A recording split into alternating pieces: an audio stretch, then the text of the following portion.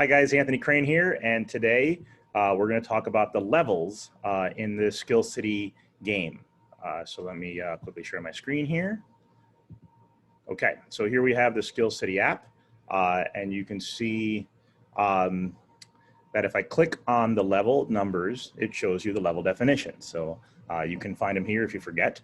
But in level 0, you've achieved some kind of a training moment. So you might have went to a formal training class, or you might have just sat down with someone who knows it well and they explain to you all the nuances of it. So there can be acceptance criteria specific for levels, but in general, if someone has taught you about it, but you've never done it, you can call yourself level 0. You've been trained. And notice that we feel training is the lowest form of skill growth.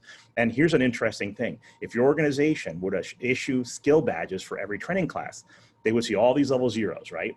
And then 3 months later, 6 months later, a year later, they could see, have any of those 0s grown to 1 or higher? If they have not grown, what's your ROI on training? That's right, 0, no ROI. So this is a great way for people to learn whether or not the training that they're giving is actually turning into actual skill and value for the organization through skill. Level 1, you're a rookie. And what this means is you've observed it. So you might not have ever done it yourself, but it's not just training. Now you've seen it in real practice. You've read, like, for example, let's say you're doing shared vision. You've read a real vision using the shared vision practice, and you're like, yeah, no, I've seen those. I don't know that I could write one, but I'm level 1 because I've at least seen real ones. At level 2, you are now an apprentice. An apprentice is actually doing the work. By the way, when we do mob, we do a lot of mob work when I coach, and in mob work, the person who's driving, they're the ones who are getting the level 1. Right? Whereas all the observers shouting out ideas, although that's the mob, or they're getting only level 1. So the mob gets level 1, the driver and the navigator are both candidates to get level 2, right? And it's up to the mob and the navigator and the driver to decide, you know, what level they really get. Those are all guidelines. Level 2 apprentice, you've done some of the work, you just haven't done it all. Or you might have done all the work, but you're still not confident you could do it without help.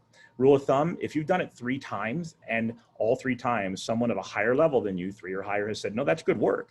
If you've done good work 3 times on a skill, estimated 3 times, written visions 3 times, written stories 3 times, you're probably level 3, okay? So for level 3, you're now a practitioner. You're someone who says, for the most part, I can do this without help.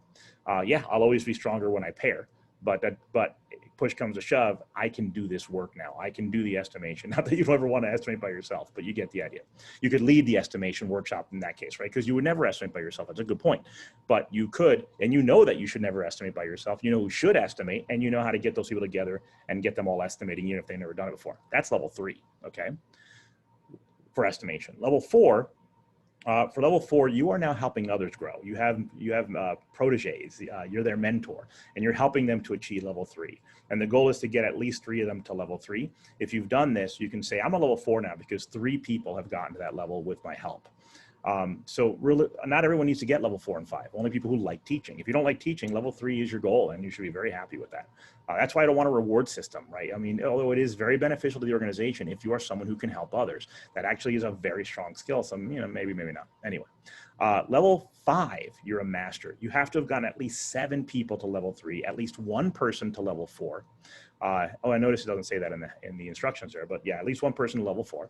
And then you have to actually write content, whether you publish a video like mine, whether you've written articles, whatever it is, you have to have contributed back to the definition in a more reusable format. It could be internal, external, doesn't matter, but you've contributed something that will outlive your presence in the world. So that's how you get to level 5. It's a very exciting level, and we'll have to fix that. So it does show that you have to have someone get to level 4.